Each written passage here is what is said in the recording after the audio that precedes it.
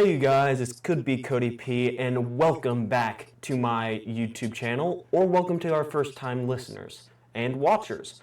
So today we will be going over the Star Wars Battlefront 2 Kyber weapons for all of the assault characters. Now this will be going over all the new and all of the vanilla weapons, putting them in their respective tier from S to D. Now there's no F tier because all of these weapons have their specific niche, even if it's on specific maps or if they are very rarely usable. But each one is able to get a kill, it can get you some points, they each have their place. Now let's start it off with the original A280, which is the 3-burst solid gun from the original game. Now this weapon does 33 close range with a 58 damage headshot and a 27 to 45 headshot at range. So this weapon has very little fall off. It is able to be consistent pretty much at all ranges, except the burst has a delay between each burst.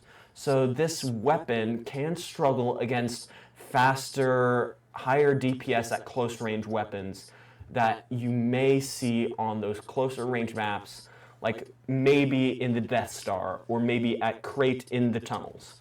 This weapon has a lot of advantages, but it is overshadowed by the disadvantage at closer ranges. So we're going to be putting this one at B. Now for our first Kyber weapon is its successor. This weapon is the A295, which is very similar, does 27 to the body and 61 to the head, which is a significant amount more to the head, so you want to be hitting those headshots, and it's fully automatic. It's very similar to a lot of the base weapons that we will be getting into later into the video. But this is a very successful weapon from close to mid-range, and you want to be using this for those awkward fights where it's not good enough for a sniper, but you cannot use a shotgun or an SMG. This thing dominates at these mid-ranges, which is able to get it in that A tier. So the next up is the Jawa gun. A lot of people have very specific situations that you want to use this in.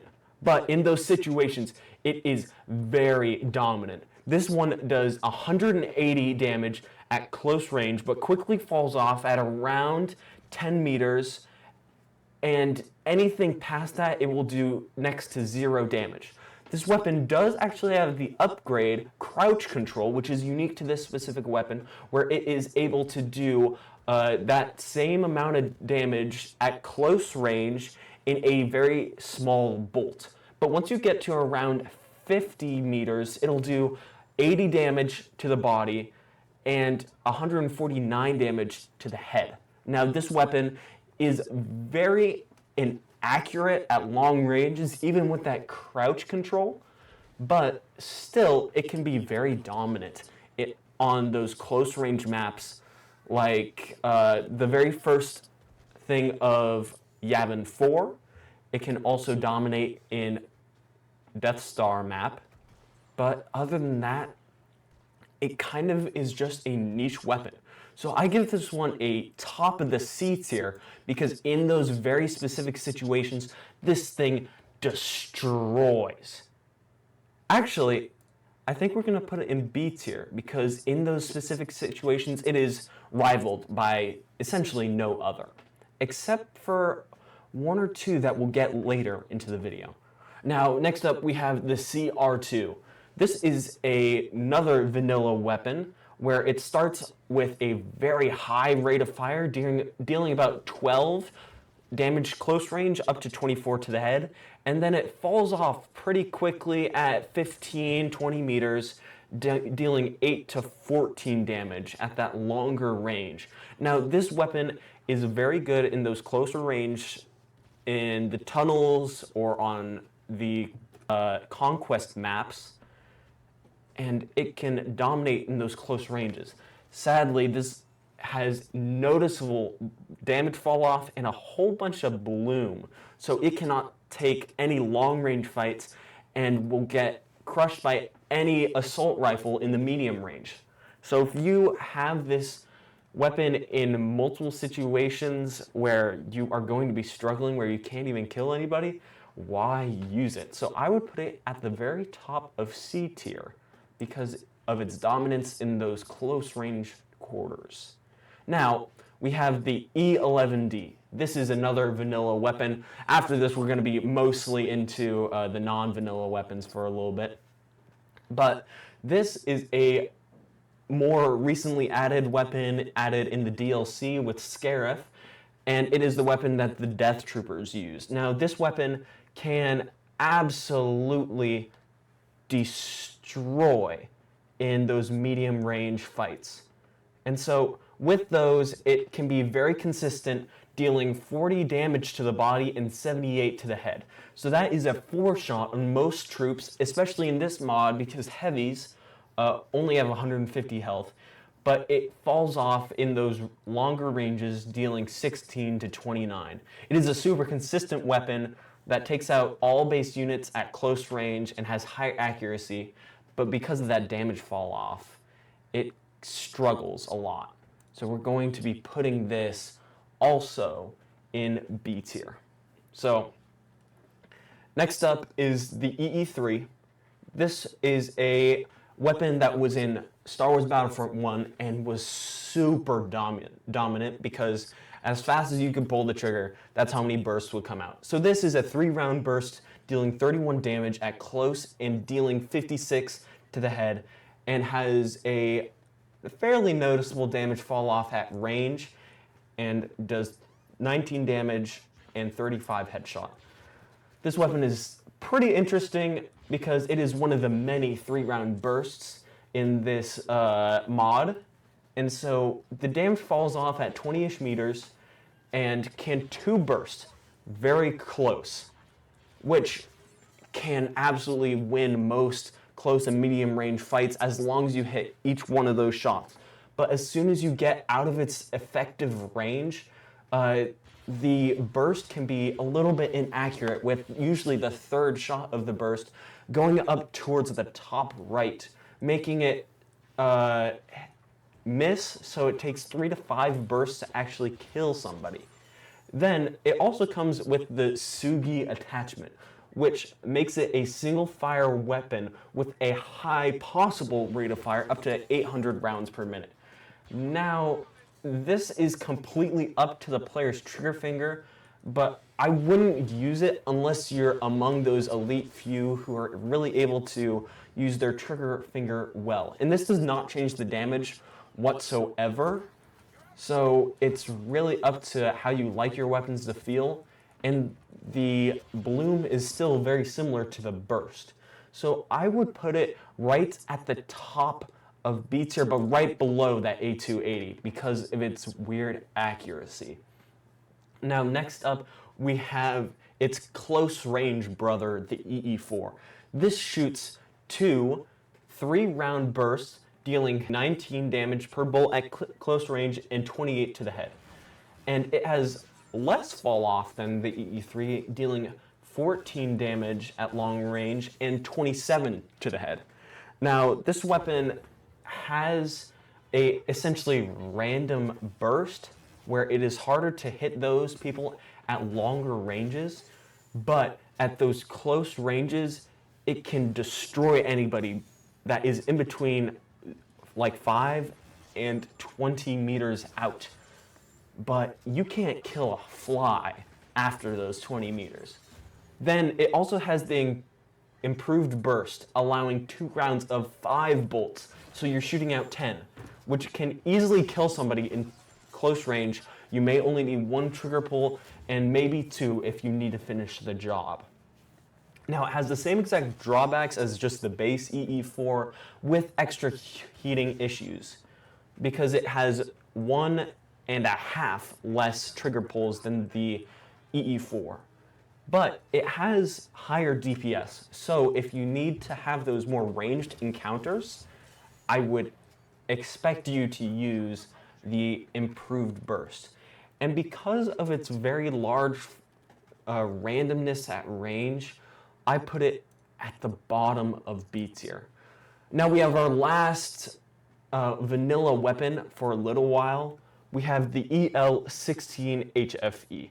This is one of my favorites in the vanilla game, dealing 49 close up and 39 damage at a headshot, which is some insane numbers for the base game.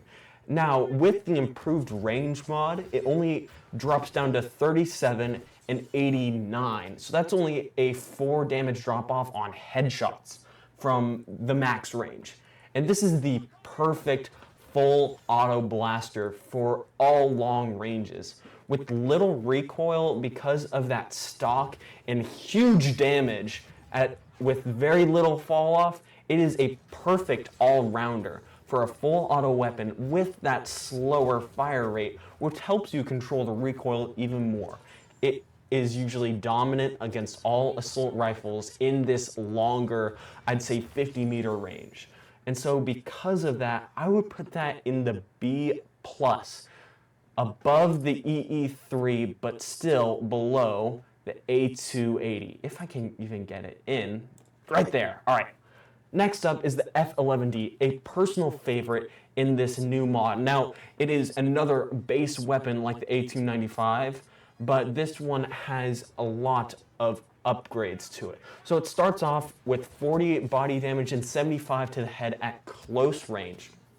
Now, it also drops off from 22 to 40 at range.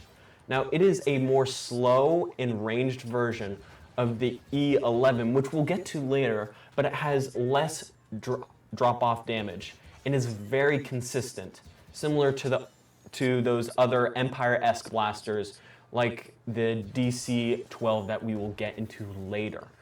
And also, it has the explosive shot. Now, explosive shot allows for extra damage and splash damage with the drawback of extra heating, and the damage falls off more at range.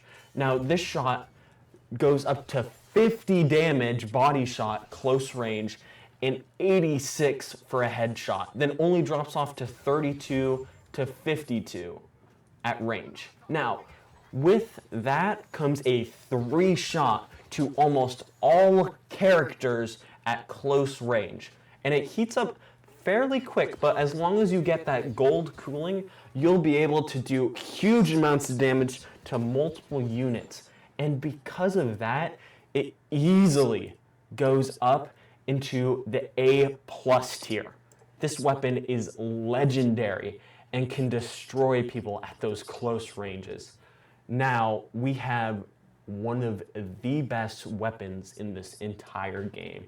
This thing can destroy heroes, can absolutely destroy purchased units.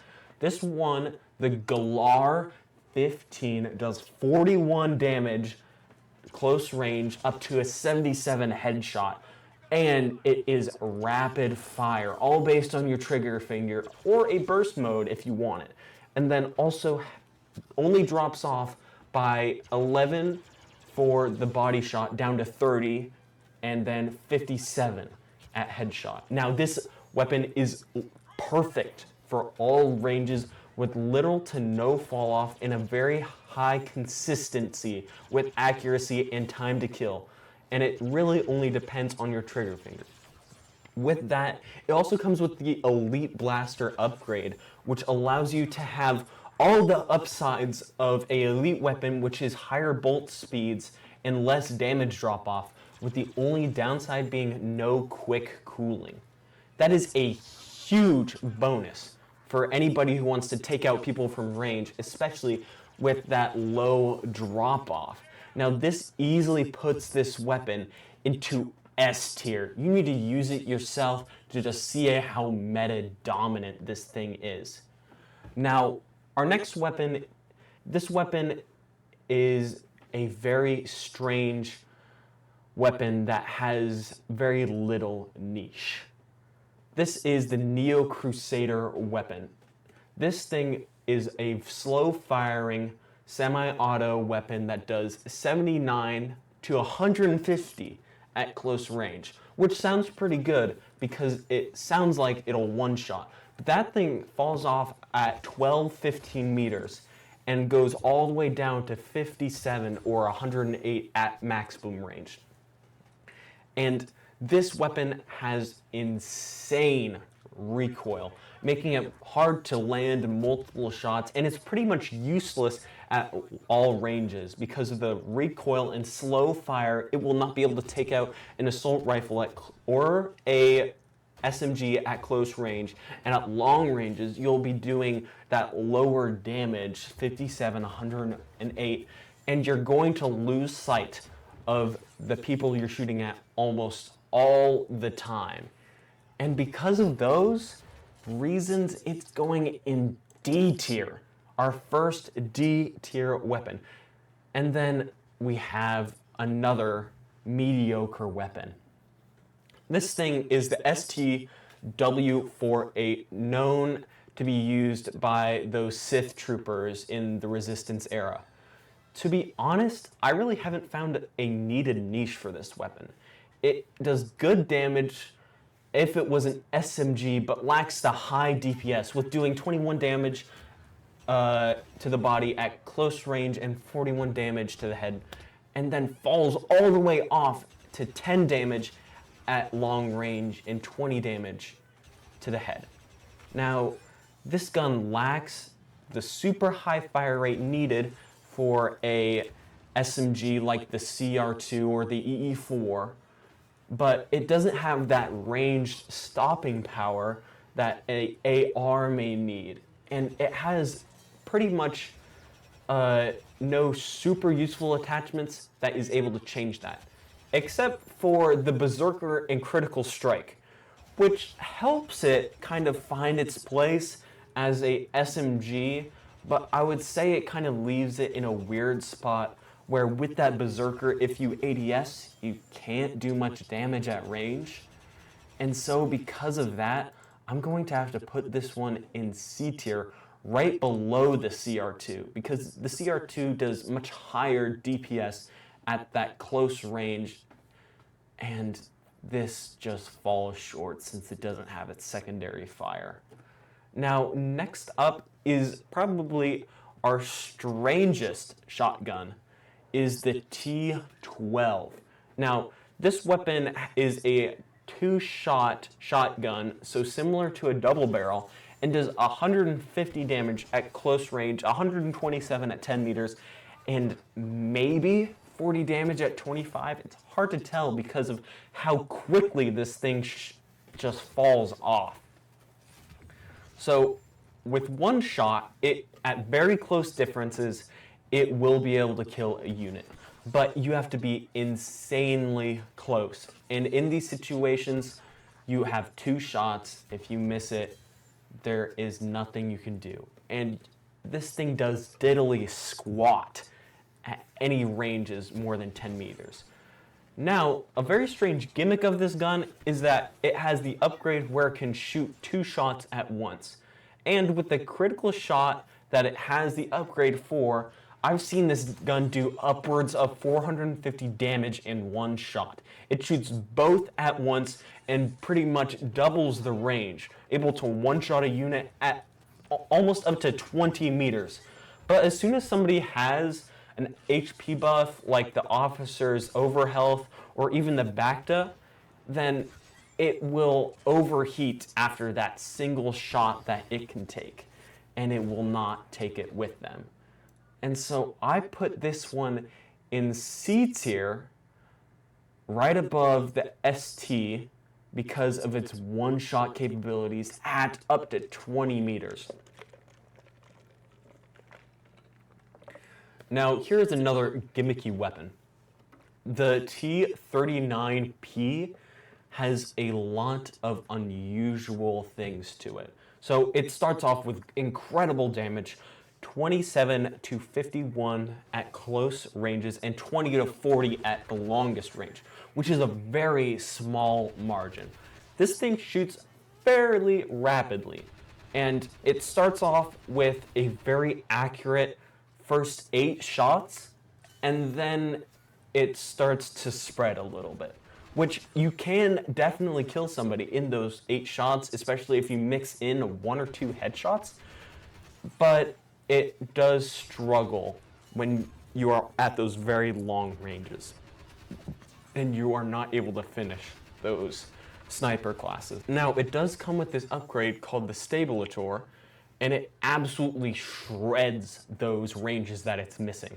Now, a lot of those close range fights come at RNG because it starts as a widespread, and the more you shoot it, the more accurate it gets, like Phasma's blaster. And once you get those first 3 shots off, Bloom is not a problem whatsoever. It is pinpoint accurate. So this weapon can struggle in those medium ranges because you don't really care about Bloom in those super close range fights since they're so close to you. But those medium range fights, it may struggle, but as soon as you get those first few shots off, holy crap, it shreds. So this gun goes into the S tier based on how dominant this thing is. It can shred units like no other. Next up is actually an underdog weapon, which I thought was kind of bad when I first play tested. This is the VT33D. That's a great name to start off. And this is not an SMG, but it's more of a medium range AR. So it starts off with 22 damage at close range and a 45 damage headshot, which is some solid numbers. And then at range, it does 19 to 36, which is actually a very small fall off.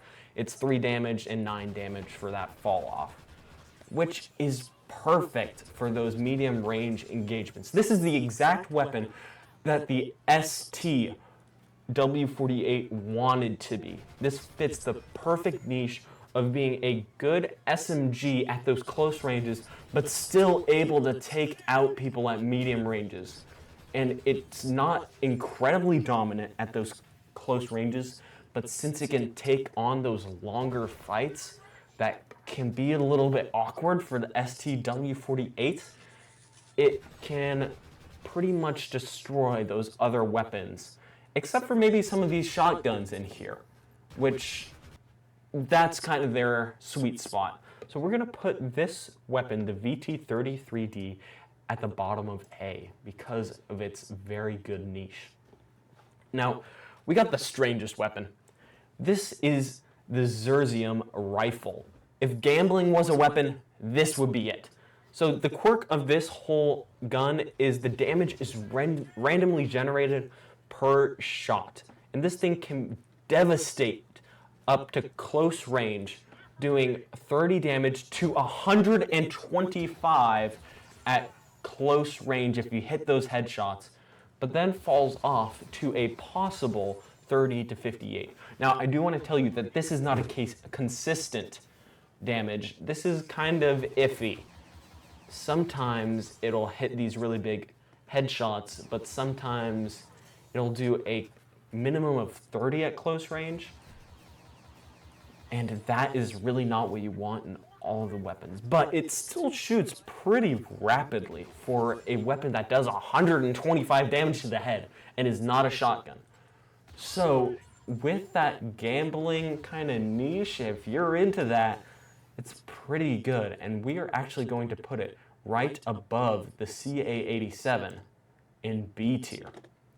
Now, next up, we're going back to the OG, the DC-15A. This weapon is super reliable with 26 damage at close and 49 at headshot. And then it only falls off to 22 damage at medium range and 42 headshot at max range. Now, it has great bolt speed and perfect accuracy, even all the way up to its maximum overheat. Sadly, this damage is really surprisingly lacking because of its slow fire rate. This thing does not compete with most of these weapons up here, which I would say is very disappointing for one of the most iconic blasters of this era. Now, it can be super useful at those medium to longer ranges, but it shoots so slow and deals little damage. It can kill, but it is just so mediocre. We're going to put that in the middle of C tier. Now, next up is probably the one that you will see the most on streamers or whatever people you watch for this gun or for the assault class. And this is very similar to the A280, but it is a very dominant weapon with the possibility of one bursting as long as you hit one headshot, because it does a huge 40 damage to the body and 80 to the head up close. And it's a very similar burst to the A280. Now it does fall off quite a bit with doing 30 damage at range to 60 at headshot, but that really doesn't matter when you have the elite blaster, because that allows it to only drop off to 36 to 72 at range. But it does have a mediocre burst rate, which can make it a little bit harder to actually kill people at these longer ranges. But in those close range fights that you'll find yourself in very often, especially against people who are trying to rush, it can destroy. So we put this gun in the middle of A tier, right above the A295. Now, next up is one of the classic weapons for the droids, is the E5. Now, this weapon is in the base game. It is the droid base blaster, and it does 60 damage to the body and 114 at the head, and drops off to 50 in 97. Now, this is really the only good information about this gun, is the huge damage. Now, its rate of fire and accuracy of this gun is god awful. I was struggling to get the proper numbers for this weapon on a standing still bot at range, because the blaster bolts do not fire straight. You will use your entire crosshair to see where these bolts will be going. But it still does have a little bit of a niche, even with that slow fire rate. It has the Bulldog RLR mod, which allows it to shoot missiles, essentially. It does 35 damage to the direct body and 20 damage to splash. So that makes it a 55 damage for a direct hit. Now, these bolts are very slow, so it can be a struggle to take out some of these troopers. But it still is not a good weapon just because it can do a little bit of splash damage. So I am sadly going to have our second D tier weapon even below the Neo Crusader rifle. Next up, we do have the E10, which is a very interesting weapon that does 30 damage to the body and 60 damage to the head at close ranges, and does 25 damage to the body at long ranges, going up to 50 damage if you hit the head. Now, the damage is pretty decent for a quick two-shot burst weapon that can deals with the enemy fairly well, but it drops off at the range. So you're going to have to hit 3 full bursts at a inconsistent range. But this weapon also has the explosive shot, which you will need to equip to this weapon to actually get that extra damage that it will help dominate in those closer ranges. But with this, it completely stunts the damage, dealing 39 close and 65 headshot, but all the way down to 26 damage at range and 36 damage headshot because of that explosive shot nerf. Now, this damage does go through shields, which is nice, but the niche of it having such little range drops it down a tier. So it would be in A tier if it didn't have such big explosive damage drop off, but we are going to put it in the middle of B tier, right below that Xerxium rifle. Now, our final one on the list, a good finisher, which is the E11. It is very consistent, very similar to the DC-15A since it is the predecessor, but it does more damage in general. So it does 35 damage to the body and 65 headshot at close range, but it drops down all the way to 15 damage at longer range and 30 headshot, which is a huge dip. It is very consistent at all ranges with very quick blaster bolts and very pinpoint accurate bloom. So it excels in those close range encounters, but can still drop you a kill or two at those longer ranges. But it does not have quite as high fire rate as, or it has a slightly higher fire rate than the DC-15, which helps it. Now, it also has the E11 Elite upgrade, which allows it to turn it into a burst weapon dealing 42 damage and 77 headshot at close range, and drops down to 25.5 damage and up to 60 at range, which is a 10-point bump at range from the original and a 30-point bump at range to the head. Now, this is a completely new weapon compared to the mediocre E11 without elite shots. The burst feels like its own, keeping a very good accuracy in the burst mode and makes light work of longer range encounters because of its noticeable less fall off damage. But it does definitely have recoil, which all of that considered puts it in the middle of A tier, right above that VT. Now, this is my entire tier list. I really hope you're able to take this in consideration. If you do not agree, I would love to hear some of your criticism, some of your ideas, what the devs might need to do to buff, nerf, especially some of these weapons. And I would love for you guys to like and subscribe. I will be making more of these videos to the heavy, to the officer, and to the specialist.